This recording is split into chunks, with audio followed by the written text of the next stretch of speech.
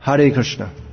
The next one is a sensitive personal question, which I'll speak among all of you, but it won't be published on the internet. It will just be sent to the Mataji who asked the question. So she's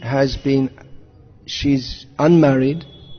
She's been asked by her guru, who's a sannyasi, to be his secretary, and in some ways she'd like to, but in other ways she's reluctant to do so because she's afraid that he will be criticized. And she's asking my advice about that, specifically because she says that she knows that I'm strict in these matters. Well, my advice is, somehow if you can do so without upsetting your guru, don't get into this, because it doesn't look good.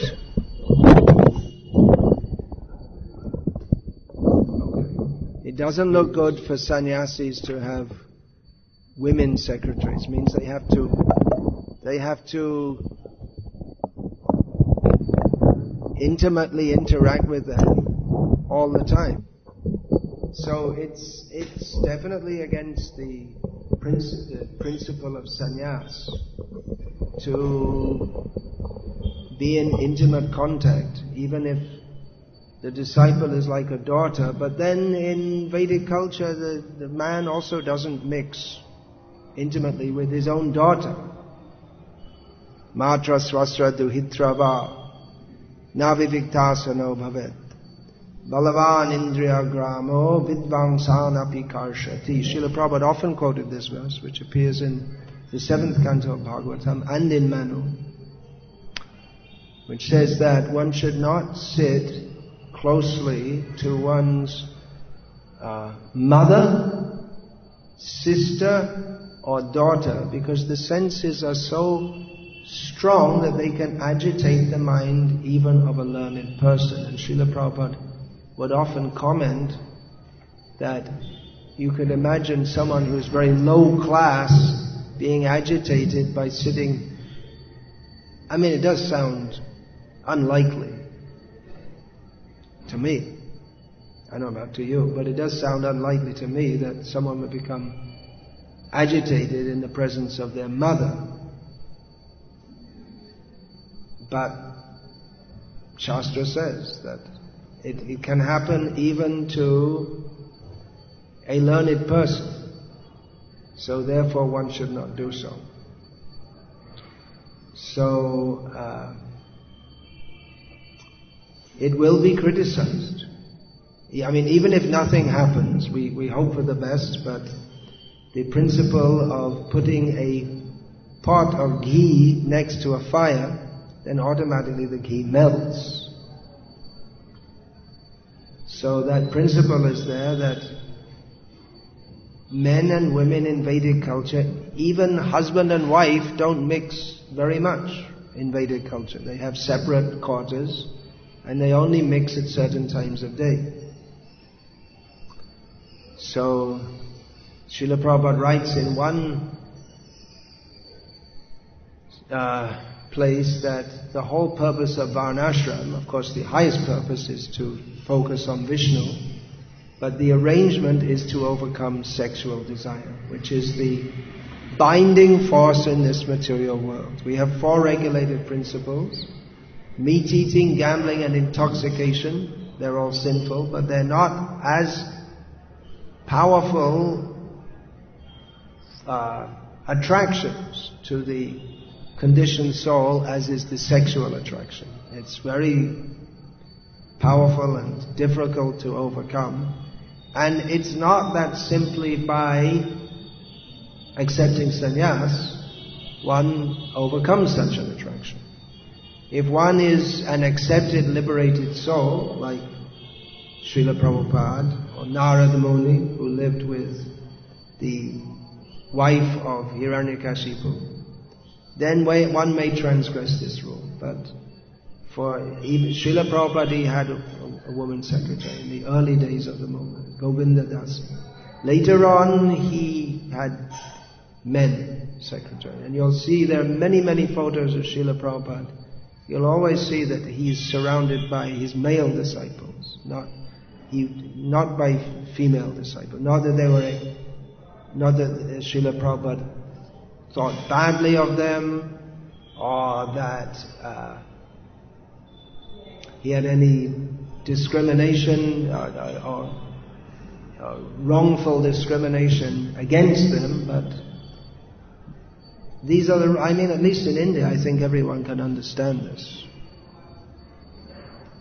And in the Muslim countries also, they understand. It's only in the modern Western world. Even in the West, it was understood. When I used to go to church, the men would be on one side and the women on the other side. And then it changed, because they decided we have to get modern. That's when all the priests started marrying. When they decided the priests and nuns started marrying, which they're not supposed to do, because they lifted all the restrictions. And then they all fell down. So the rules are there. And even if one thinks, or even if nothing untoward happens, still it doesn't set a good example, because others will follow that example and others will criticize. For sure. I'll criticize. If a sannyasi has a female secretary, at least one person in this one is going to criticize if he gets to know of it. And actually many will. So it's often that, women make very good secretaries, better than men, because they're often very efficient and submissive. One temple president told me that the women in this temple, this is in the West, they're all, they're good, organized, they get the job done, whereas the men, they're all spaced out. That was his observation. But nevertheless, the women are meant for performing that service to their husbands, looking after their children, to the elderly members of the family, that means their father-in-law, mother-in-law, and to guests. So we're trying to establish Varnashram, making communities in this regard.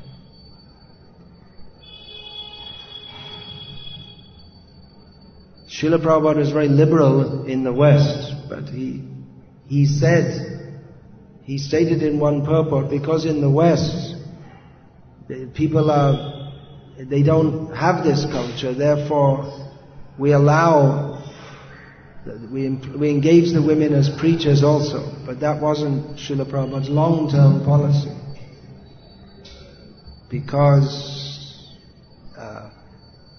if by preaching one can be on a very high level of Krishna consciousness, that's all right. But then if others who are not, then trouble will come. And we've seen in our movement, many fall down. Sannyasis, grihastas. Grihastas can also fall down. It's not that they're getting married prevents them from falling down. So better be careful. And don't do that. So